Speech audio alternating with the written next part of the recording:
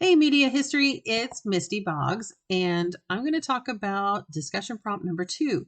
Discuss the importance of the press in colonial times and or the American Revolution. Do you think the use of the press at this time played a role in shaping the nation? Explain.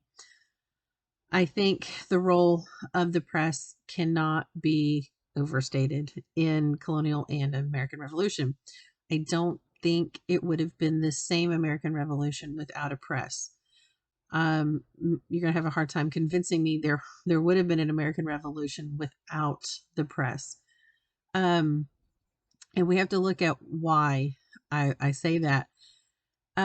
Page 37 of the text said that the press develops from a host of interrelated processes: economic, political, religious, cultural, and social.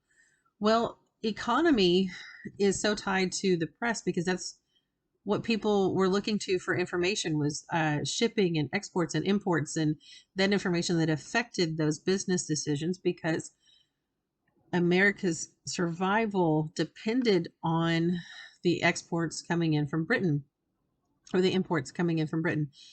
And as we go through history a little bit, we see that America gets her feet underneath her. She's standing up and she realizes that not only is she taking care of her people, Britain is hurting without her exports.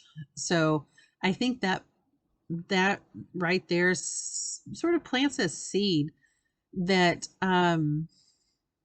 America could be self-sufficient.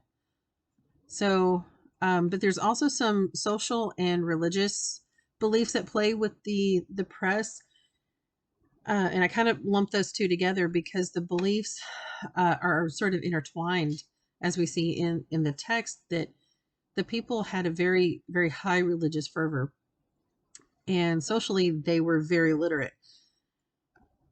Back to their religious beliefs, it was because it was almost a sin to not read and to not participate in discussion on politics and shipping and export. And so to be a good citizen was to be able to read. And it actually turned their whole culture into one of the most literate at the time. I think that plays a huge role in the shaping of America because from her foundation, she has this printing press and she's able to sort of, as she develops, really find her voice, almost literally find her voice through the idea of the press, and how people use it at that time to talk about religious events and discuss and to have these sort of discussions, long discussions through the press on pitching ideas. And I thought it was really interesting that debate was such a huge role in America at the time, and that's what that was sort of expected, was this sort of figuring out what do we believe. And I think it happening through the press is part of America finding her voice, which is again, another reason that I think this was really important, especially as it comes into the political arena. Editors and printers, as it starts developing, you start seeing them express political ideas that aren't really founded necessarily in religion, but they're coming out of like the 7 Years' War and realizing that, hey, wait, um, we just helped Britain fight a war and we were kind of, successful in that. And that's really cool. And Britain, instead of saying, hey, yeah, it was, let's talk about how we can repay some of this debt and work out a system, it was more like, oh, by the way, America, here's the Stamp Act. And this idea of self-sufficiency and reliance has been planted way back with the export and import when it sort of dawned on the American culture that, hey, wait, I can pay for, I'm, sending my exports. You need me, and yet you're treating me like I'm one of your subjects, but I didn't vote for any of your members in parliament. We had no voice in what's going on. You just sort of slapped us with this sort of, penalty for helping you out.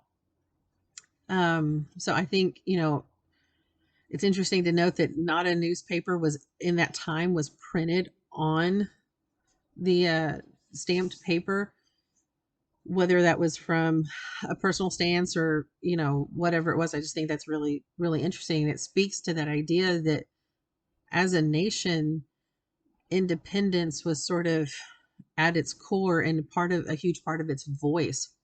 As you move through the revolutionary time period, you see editors and printers and their writers really speaking out on what they believe and what they what they think should happen. And it sort of sets the stage for them having this discussion very publicly. And it's really interesting to me that everyone was kind of like, hey, the editors and the printers were all like, this is what I believe and this is what I think we should do. And we've gotten so far away from that idea presently that, journalists and editors and publishers are all supposed to be this very objective and not biased in any way. But I think the revolutionary printers are almost the most credible because of their willingness to say, hey, you're either for us or against us. If you don't print what we believe, on our side, then to not have an opinion is basically to say that you were on the other side, whichever way they felt like you were going to lean. So, yeah, the press was very important in colonial times and the American Revolution. Like I said, I don't because of how much it was a part of culture and this idea of literacy that played in it and the sort of open discourse that happened in the printing world with all of the economic and